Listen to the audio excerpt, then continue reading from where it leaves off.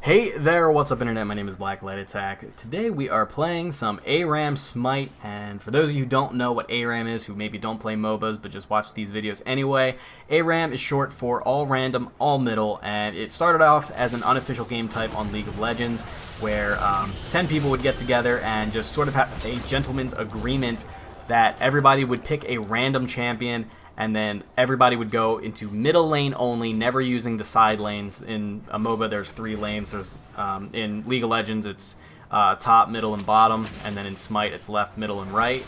But they would all just stay in middle with these random characters, so it would just be a huge team fight from start to finish. And the other one rule that was implied that was enforced was that nobody was allowed to back to base unless they died. The only way you're allowed to return to base, which is how you heal up and buy items, is if you die. So eventually Smite and League of Legends both incorporated Aram as an officially supported game type, and in Smite it's referred to as Assault. That's the name of the playlist that you have to join, and it's just a great way to learn new champions, to just goof off, not take it too seriously. It's hard to take Aram all that seriously. It's a good option if you're solo queuing, because solo queue Conquest, which is the main game type, can be an absolute fucking nightmare. But I ended up rolling Anubis, who's a pretty interesting character. I like him. This is only like my second time playing him though, so I'm not that good with him. He's a caster type. He's kind of considered underpowered because his main damage dealers, his 1 and his 4, which is his ultimate, both require him to stand perfectly still. And considering he's not that bulky, he's like, he's a squishy glass cannon caster type. Unfortunately, that means he gets nuked down a lot when you try to do damage. So you kind of have to employ some hit and run and unusual tactics with him.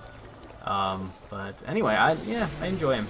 Anyway, we're not going to talk about the gameplay today. This is all post-commentary, and later on I'm going to be, I'll cut out my deaths when I die, because nobody wants to see me spectating my teammates for like a minute and a half. And I think I cut out 1 or 2 lives just because I just ran in, died, and then got another respawn timer, so those are cut out. I did leave in 1 death, 1 life, where I didn't accomplish anything, but I died in a really funny way, so that's about it. What we're actually going to talk about today is the new E3 stuff that I'm excited for. If you're looking for like E3 coverage and you want to see like a list of stuff that came out, I'm not going to announce everything that came out, obviously. This isn't like a news thing. I don't really care all that much about reporting E3 news because 1,000,001 sites do it already, and you can check out any of those in order to see that. I'm just going to go over what excited me and what I want to see, what I'm anticipating coming out in the next year or so. So I guess we'll start with Nintendo, because everybody always wants to know what I think about Pokemon and Smash Brothers and Zelda and all that stuff that I'm really into, because I am a big Nintendo fan at heart. And I guess we'll get Pokemon out of the way. They announced Fairy type officially. We kind of already knew that this was coming, that there's a new Pokemon type, which is the first time since the Generation 2 games on the Game Boy. And I'm pretty excited about it. I think Fairy's looking really good. I think it was necessary. I think this is long past due, adding a new type. And I'm all for it. And that's really all I have to say about that. As for X and Y itself, as long as they kind of take the focus off of the story and kind of put it more on the gameplay and the Pokemon themselves, I'm going to be okay. My main complaint with Pokemon games, and especially as the series goes on, so like most recently in Black and White and Black and White 2, is that Pokemon's been putting a harder and harder emphasis on the story, and they just don't do it well. It actually detracts from the games, in my opinion. So as long as X and Y kind of focuses more on the gameplay and the Pokemon themselves rather than the humans that train the Pokemon, then I'll be all about it. I'm going to play it either way, but how much I enjoy it may determine whether or not I end up like Let's Playing it or something. But I would also have to get a 3DS capture board, which costs a lot and takes a long time, so that's another thing to consider. But that's all about Pokemon. They announced a new Smash Brothers, which is awesome because it's not only coming out for Wii U but also for 3DS. They have not said whether or not it's going to be cross-compatible and whether or not it's actually going to be the same game. I think we're supposed to believe that it's the same game. I imagine that's probably going to be the case. Take, for example, Monster Hunter 3U. Monster Hunter 3U released simultaneously on the 3DS and the Wii U, and even though there were graphical differences, obviously, they were the same game. All the same content, all the same gear, all the same monsters, all the same maps, exact same game. And it's a fighter. It's not really that complex. It probably doesn't even require all that much memory. So with the hardware capabilities of the 3DS, it's very possible that we may end up just having the same game, which I'm totally behind, especially if it's cross-play compatible. I would be all about that, because lots of people are talking about getting Wii U's, or 3DS's rather, for different reasons. Not so much the Wii U's. Nobody really wants a Wii U. Although the announcements at E3 may have changed that. Because we also have like Wind Waker HD coming out, which looks sick. They just announced a new 3D Mario, which looks awesome. It's got the 4-player co-op, and it's the 4 characters from Mario 2, and they all kind of have the same abilities as they used to. It looks really good.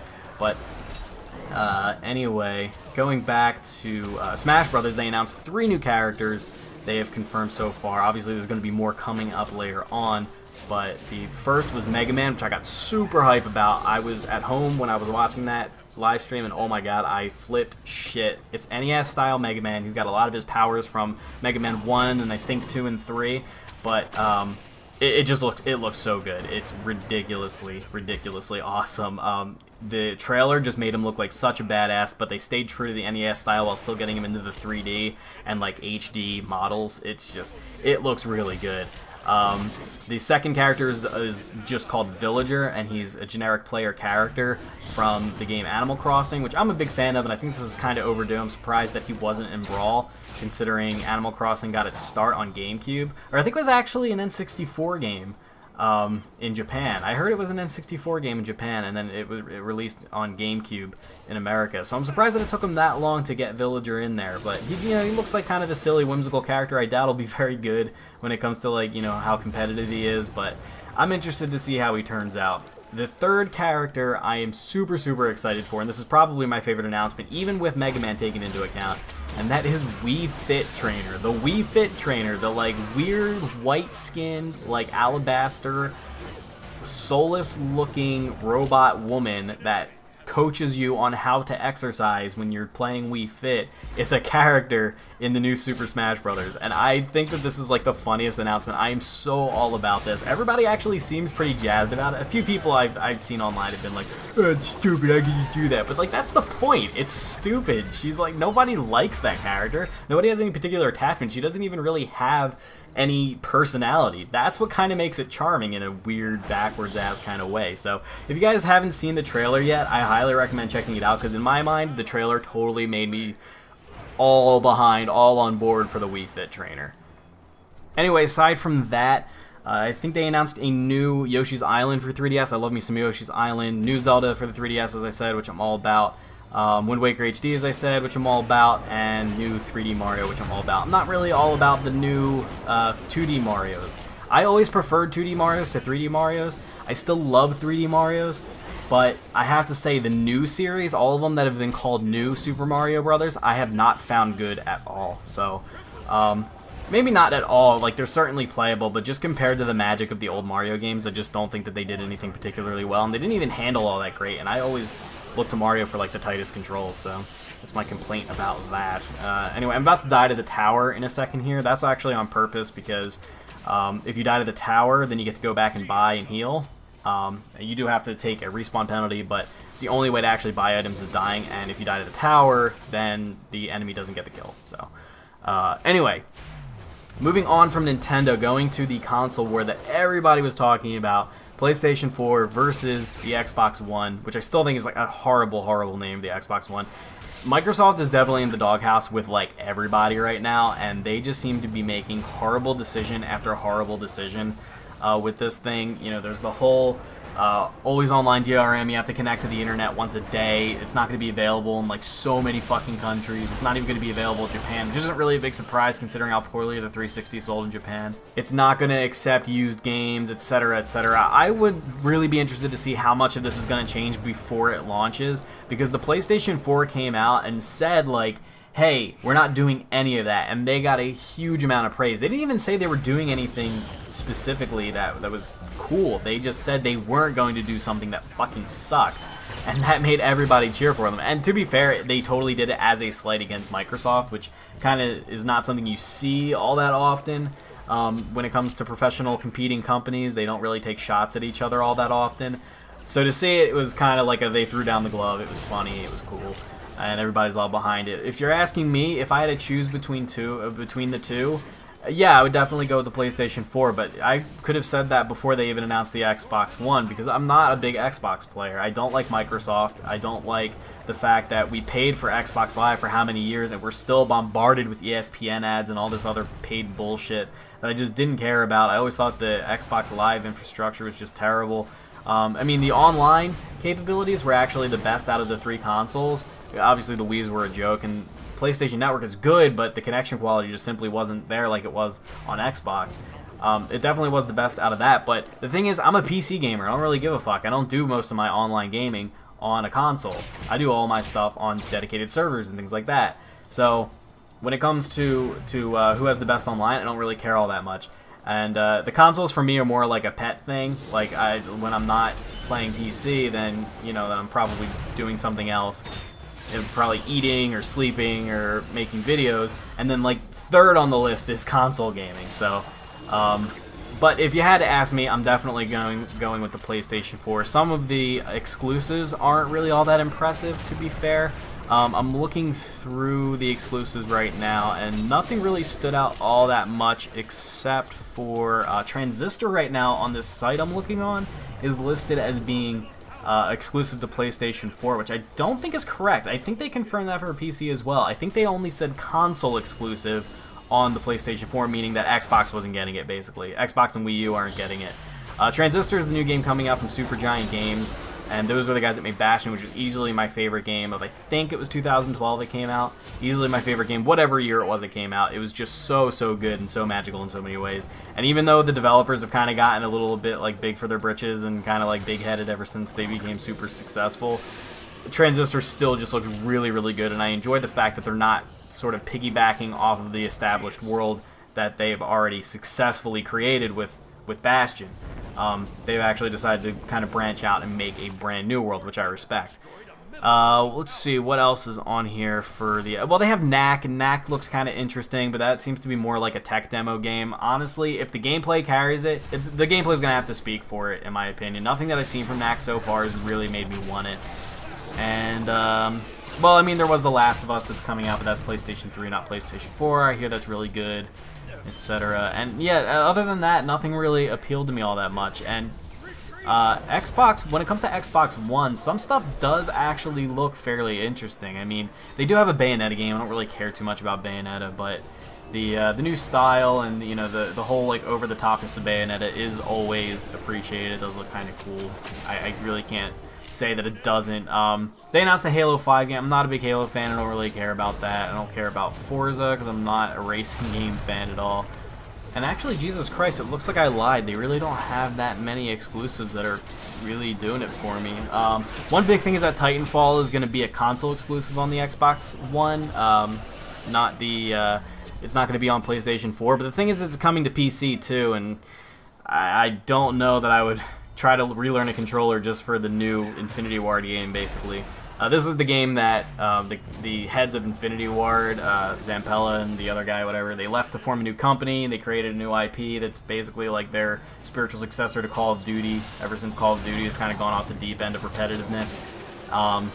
It looks really interesting, to be fair. It does look pretty good. The real downside is that it's being published by EA, which means you're going to have to install Origin and probably go through some bullshit DLC garbage that EA just loves to put us through, but whatever. If it's really that good to make it worth it, that I've actually managed to not install Origin so far. I still have not seen anything that has made me want to install Origin, mostly because I'm not a Battlefield player, but if Titanfall is really looking that good, then okay, I'll probably install it, but I'm definitely not buying an Xbox One for it. Honestly, there is nothing on this list that makes me want to buy an Xbox One, and I promise you that Microsoft is going to be revising some of the things they've said so far regarding like DRM and used games. I'm pretty sure they're going to be changing some of that bullshit because they are really getting slammed right now, and even though people are still going to buy the system, even though I don't think that the projected sales right now are going to be as bad as the actual, they're really going to hurt themselves if they don't revise some things, or at least bullshit us and say they're changing some things, whether or not they actually do. And one more thing that I wanted to point out, this is not an exclusive, this is on, looks like everything, yeah, even the Wii U. Watch Dogs. Holy shit, does Watch Dogs look good. A lot of people have been talking about this one. I'm really big on this one. We've been keeping a close eye on this at KB Mod for a while because it just looks so damn good. This is coming from Ubisoft, which kind of makes me shaky on the PC front because Ubisoft is not really... They really don't have a good track record on PC. You know, it's just so good I can't help but be hopeful. Watch Dogs is sort of GTA-like. It's kind of got that sandbox feel, like open, big world, city kind of thing. And finally, we have some Square Enix news talking about Final Fantasy. Final Fantasy 15 was announced, and I think it's what Final Fantasy 13 Versus was going to be, and they just decided to make it 15 or something like that. I honestly don't know. The story's so retarded at this point, I can't keep track, but... 15 looks more like Devil May Cry kind of stuff. It honestly looks, the whole trailer just looked like it's purely an action game. I feel like I was kind of hoping / predicting that they would dial it back and kind of go back to their roots like old Mega Man style. Remember Capcom came out with Mega Man 9 and 10, it was just like the NES Mega Man games. I was kind of hoping they would do that. Instead they went full force into like this third person action thing, and it's like not even an RPG anymore, so... I'm interested to see how they turn out with that. It's probably going to suck because it's a new Final Fantasy game, but the other thing is they're re-releasing Final Fantasy X and X-2 as an HD bundle for the PlayStation 3 and PlayStation Vita. I personally don't care because I hated 10 and I hated X-2 even more, and I seem to have an unpopular opinion on that a lot of people enjoyed 10. Personally, I need to go back and replay it. I think I should just replay it because I hated it so much. And I feel like with so many people liking it, I must have missed something. So I'm going to go back and try and replay it. Maybe I'll like it more. Maybe I'll even buy this remastered edition. X2, though, can suck a big fat dick. I have no idea why they would even put that in there. Must have been a really quick conversion for them. Because, honestly, fuck 10-2. What a joke of a game. And finally, Final Fantasy XIV is being relaunched, not even re-released, relaunched as Final Fantasy XIV: A Realm Reborn. That was their second MMO. The first one was Final Fantasy XI. Final Fantasy XIV is another MMO, but it completely failed, and it went free-to-play within like a month of its own release. So they're relaunching it. I think it's staying free-to-play. They're totally changing up like everything. I think they're even changing like the geography of the maps and stuff. I actually might try it. It's free-to-play. Why not? And you know, I've been on a little bit of an MMO kick, and I love the idea of the Final Fantasy job class taking place of the class system in an MMO. It's just cool. Anyway, that's it, guys. I hope you guys enjoyed. Tell me what you are excited for that you saw during E3 in the comment section below, and leave a like if you want to see more Smite. I'll see you guys next time. Goodbye.